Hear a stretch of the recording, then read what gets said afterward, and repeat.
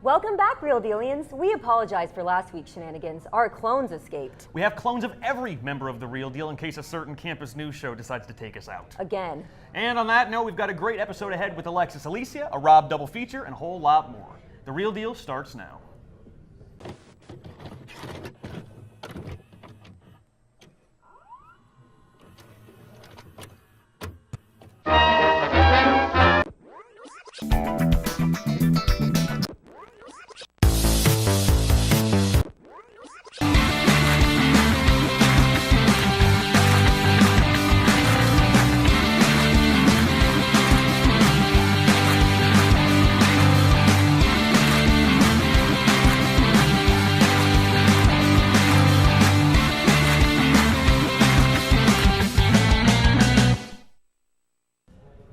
Welcome to The Real Deal, Ball State's premier entertainment news show. I'm Eli Brunsman. And I'm Angelo Oriema.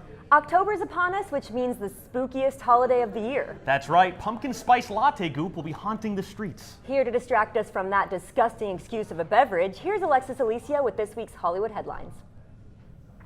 Good news for Hocus Pocus fans, a remake is in the works. There's also some bad news. The remake will not include the original cast. Now, it's odd the original cast is not going to be in the movie because over the years, Bette Midler and Sarah Jessica Parker have been vocal about being interested in reprising their roles. In 2016, Parker said she would love filming a sequel. It is said the movie is in early stages of development and will be a reimagining of the original. Producer from the original movie, David Kirshner, will now be executive producer, and Scarlett Lacey will replace original screenwriters. The director from the first movie, Kenny Ortega, will be absent from the remake as well. The Hocus Pocus remake will be a TV movie, and a release date has not yet been announced. The musical Rant is coming to TV. The award-winning musical is being adapted as one of Fox's next live productions. Rant tells the story of several artists struggling to follow their dreams during a time of great social and political turmoil under the shadow of AIDS in New York City. Mark Platt, who worked on Fox's Grease Live, La La Land, and Wicked, will executive produce this event. Rant marks the network's latest live event. The cast has not yet been announced, and no premiere date has been released yet, but it is said it will premiere in 2019. The Fox show comes as the musical celebrates its 20th anniversary this year. Now back to Eli and Angelo. Whew, thanks, Alexis. While you were speaking, Eli and I were attacked by an angry mob of sorority girls for making fun of their favorite white girl beverage. They had sharpened nail files and steel-toed Ugg boots. Angelo, how many do you think there were? At least 525,600 of them. How do you measure my fear? All about. Too far. Okay, well, let's just move on to Rob White's latest music show review. JayZ, Hove, Jigga, Sean Carter, whatever you want to call this hip-hop legend, he has finally returned to making music. After a 4-year stretch since his last critically acclaimed album, Magna Carta Holy Grail, the rapper comes back with another great project titled 444, which he released on the streaming websites Tidal and Apple Music. Being that he has been in the forefront of hip-hop for over 20 years, bringing us hits such as Hard Knock Life, 99 Problems, and Empire State of Mind, it should come as no surprise that he delivers his amazing talent on this project. 444 is JayZ's 13th studio album, which he released on June 30th, 2017. The project includes 10 tracks and musical features from other artists such as Frank Ocean, Beyonce, and Damian Marley, Bob Marley's youngest son. Although these big names are featured on some of the songs, they do not take away from JayZ at all. Rather, they provide their own style to enhance the quality of the songs just a little bit more.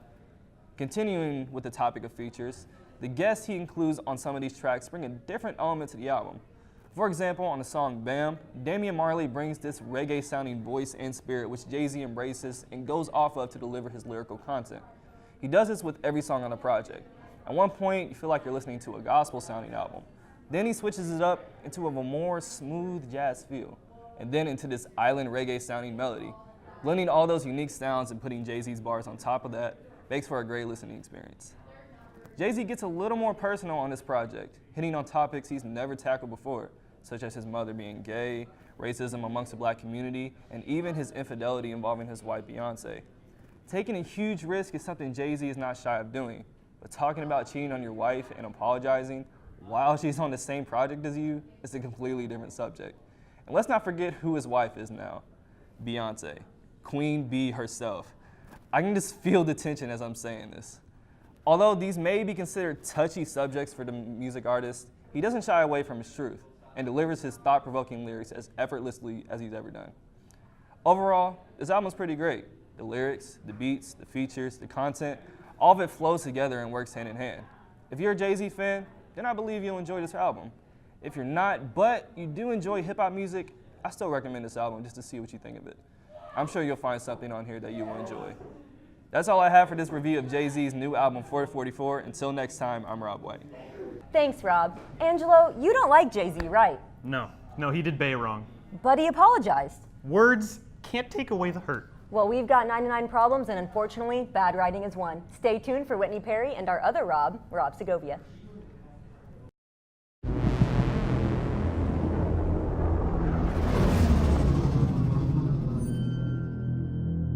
Every civilization was built off the back of a disposable workforce. But I can only make so many. Happy birthday. So what's the rush? I'm getting married tomorrow. Oh, congratulations. No, we're not. We just met. So what took you to Idaho? Medical conference. Are you a journalist? Mm-hmm. That would explain the questions.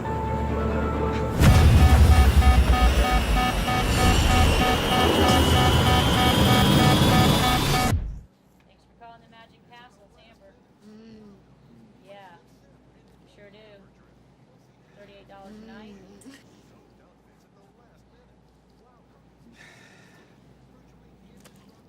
Okay, I warned you. One drip and you're out. Oh, come on! Out now. It's gonna melt outside. It's melting inside, too. But Bobby, Out. Thank you very much. you're not welcome. Welcome back, Real Dealians. As you've noticed, we have a new name for our fandom, However, Kyle Woldridge says it won't stick. but we're here to prove him wrong. Yeah, Kyle, you're kind of like Rapunzel, except instead of letting your hair down, you let your parents down. Good one, Angelo. Anyway, here's Whitney Perry with her Music Minute. Well, it seems as though Bruno Mars has a big fan. Michelle Obama went to Bruno Mars' concert at the Capital One Arena in Washington, D.C., which was a part of his 24K Magic World Tour. The singer decided to meet Mrs. Obama in person and given her a nice surprise gift. Bruno Mars gave her a personalized jersey with bearing words saying, Obama 24K in gold. Bruno went to Instagram saying, last night in DC, Mrs. Obama came to the concert and blessed us with her presence. Beyonce is back again. This time, she is bringing J Balvin with her. Last Thursday, they dropped a remix of Mi Gente with Willie William. The song definitely deserves all fire emojis. Beyonce sings in Spanish and in English. The remix proceeds will benefit relief efforts in Puerto Rico, Mexico, the Caribbean, and more communities devastated by the recent hurricanes and earthquakes. If you want to get involved, just go to Beyonce's website. She's compiled a list of some charities for each location that is affected.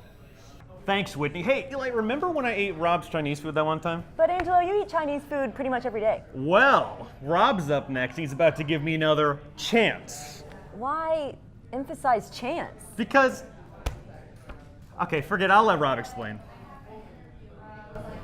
After hitting the snooze button a few times, I looked at my phone and checked my notifications.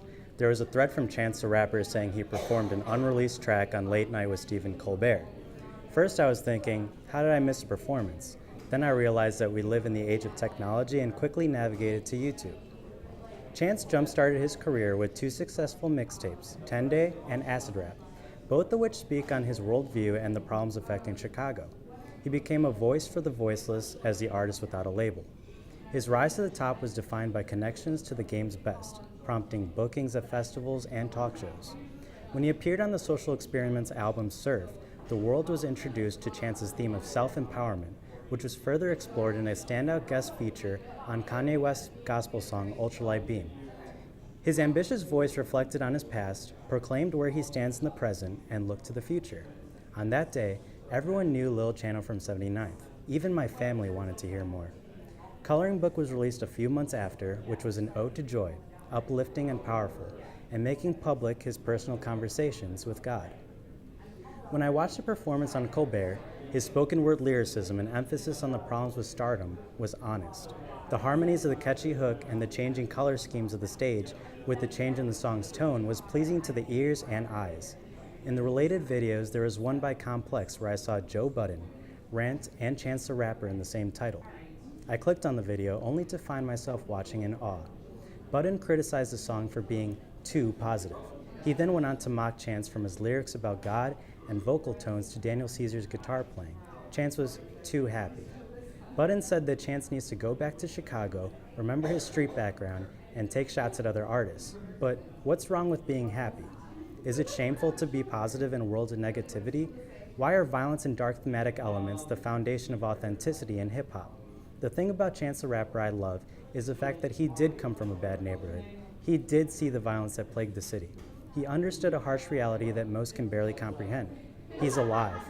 To escape the cold winters and violent summers of Chicago is a testament to survival. After Chance's rise to fame, he speaks more about his daughter, gives back to the communities, and helps the youth find purpose and meaning away from gang affiliation. He's in a good emotional place in life. He may seem to lack genuine qualities, but Chance is a real person. We as humans are skeptical beings. We try to find flaws in everybody, mistakes in every concept. But why not appreciate art for its beauty?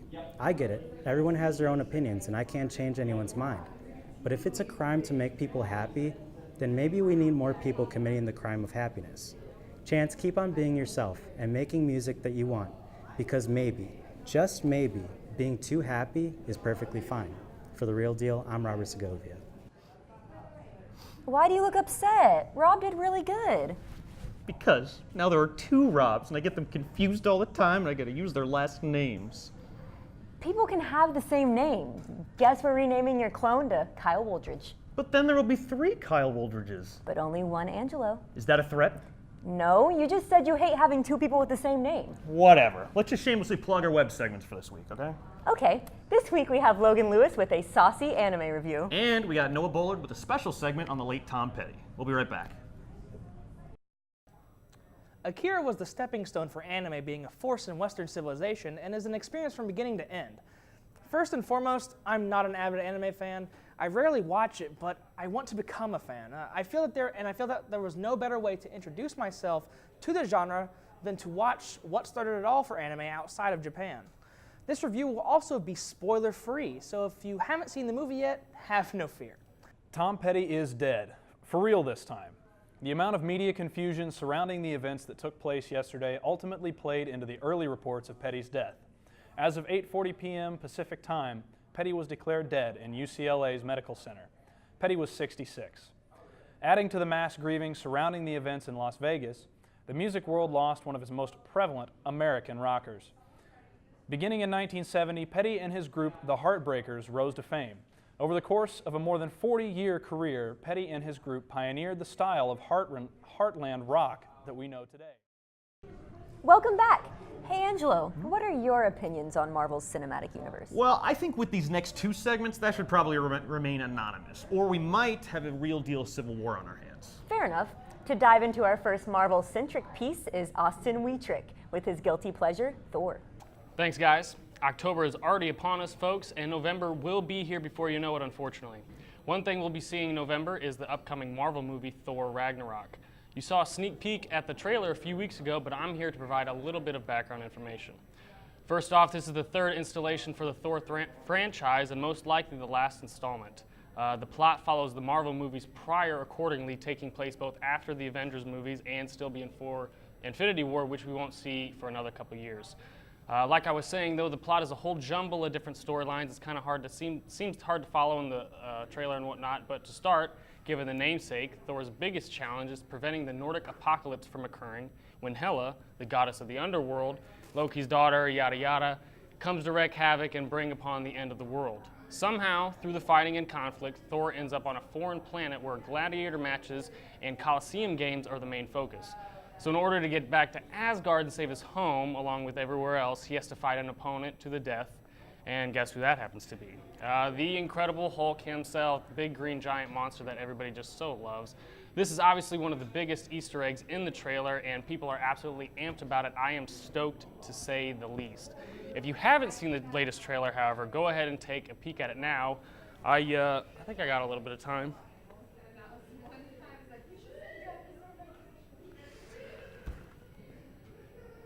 Well, I don't know about you guys, but I have goosebumps, to say the least. Can you guys zoom in on the hairs? They're standing up if you can't see them. Anyway, the graphics, the CGI, all of it, it's gonna match Civil War, Captain America, third movie. And it's, honestly, it looks to me the perfect combination of Star Wars and Lord of the Rings. Not saying they can get to that caliber, but we're gonna see Hulk fighting a giant wolf. I mean, that in itself I think is pretty cool. And the Ravagers, is this another Easter egg possible for a fourth installment, or just a new team of intergalactic Avengers? Not to mention Jeff Goldblum, who I love, is making quite the cameo. Another nice addition to the MCU. Also, ladies, Mr. Hemsworth, I believe, takes his shirt off at least half a dozen times, and it's probably at least half a dozen times.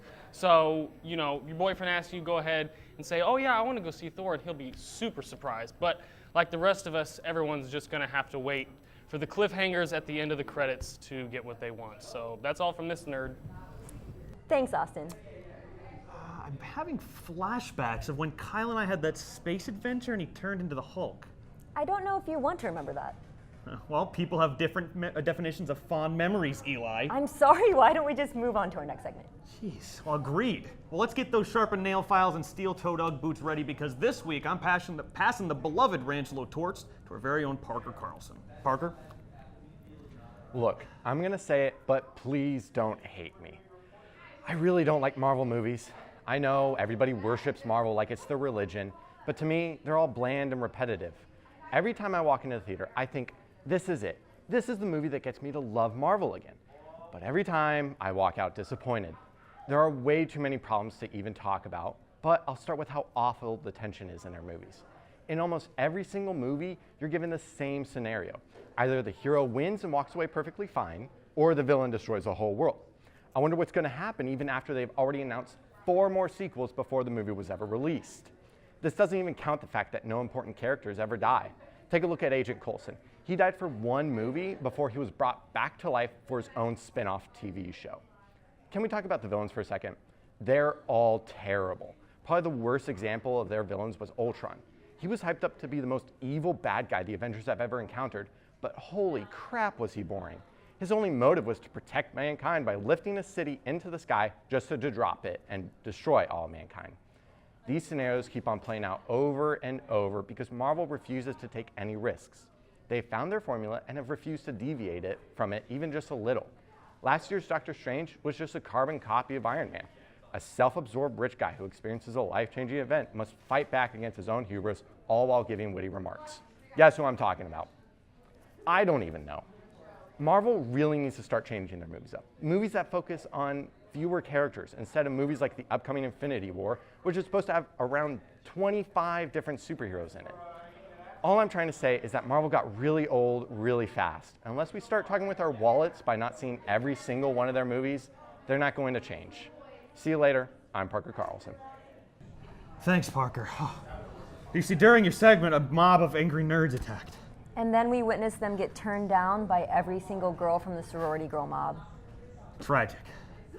Stay tuned for our final word. My grandfather thinks this town is cursed. That all the bad things that happen in this town are because of one thing. An evil thing. We need you to deliver stuff for us. Oh, this is legal? If you're doing it for the good guys. Being a Kingsman is more than the clothing we wear or the weapons we bear. It's about being willing to sacrifice for the greater good. For my final word today, I'm happy to announce SNL is finally back for a new season. Ryan Gosling hosted for the 2nd time, probably to promote his upcoming Blade Runner movie, which will be a hard pass for me. But JayZ was the musical guest, and Alec Baldwin reprised his role as President Donald Trump in the opening scene. The cast immediately referenced current events such as Puerto Rico's condition, North Korea, and the NFL national anthem protests. Kate McKinnon returned to play Jeff Sessions once again, which I was super happy to see, because she's my favorite member of the Saturday Night Live cast. I really enjoyed Ryan Gosling's jazzy La La Land themed intro, even though I've still not seen that movie. There was a surprise celebrity guest toward the end of his intro, but I won't give it away. Ryan Gosling returning caused my favorite skit ever to make a comeback, but I'm just going to say this, it's alien related. I would hash out the rest of the episode, but I want you guys to see it for yourselves. Tune in to SNL Season 43 to see Ryan Gosling, Gal Gadot, and more. Thanks for watching. I'll let Angelo speak now. Close enough. I think that's pretty close. That was good. Well, thanks, Eli. I also had the pleasure of watching a nice little comedy since our last show. Though while SNL's new season is just beginning, sadly, Rick and Morty's third season is just now coming to a close. However, on a positive note, I did really enjoy the latest season, though it didn't pack the punch that the previous seasons had in terms of raw humor, I don't think. Instead, these recent 10 episodes were really dedicated to world building and character development, oftentimes relying on a continuity between episodes in order to form longer arcs and storylines. As a big fan of the characters and the worlds that Harmon and Roiland have created, I like this a lot, actually. It felt as though us fans were being catered to some extent without it being insulting. You know, like our theories and our numerous desires to know about the show's many universes were actually validated. However, it is worth noting that, like I said earlier, I'm of the mindset that this did take away from some of the overall funnier elements of the show. There were exceptions and inputs of stupidity sprinkled throughout, but the show really capitalized on its use of dark, tongue-in-cheek humor way more than anything else for the majority of the punchlines of the season. If you're more of a fan just for the bombastic, stupid circumstances and fart jokes that were prevalent in the first two seasons, there is still a lot for you to love in this season, but a lack of care and intrigue for the world that's surrounding those jokes may cause you to zone out or catch yourself looking at your watch. While Rick and Morty Season 3 may not be as strong as the first two in my mind, it certainly featured some of the best episodes and moments up to date. The end of the Rick Lantis episode comes to mind, which was accompanied by me screaming in excitement at my laptop, literally. I'm of the mindset that a change in tone is necessary for a show keeping itself fresh, and as the writers make it extremely obvious that they were going for a more streamlined episode-to-episode structure next season, I can't help but honestly put my trust in them. They've given me no reason to not trust them so far, and this show has proved throughout the last 15 hours of television that it's some of the most consistent quality around right now, which only makes the inevitable 30-year wait for Season 4 the more painful. I would give Rick and Morty Season 3 a healthy 3 dinglebops out of 5 schleen, which adds up to form a perfect plumbus in my book. I guess you could say both of our final words were a bit extraterrestrial in a sense. Wow, okay. Well, our head writer definitely hit a new low in this one. Yeah.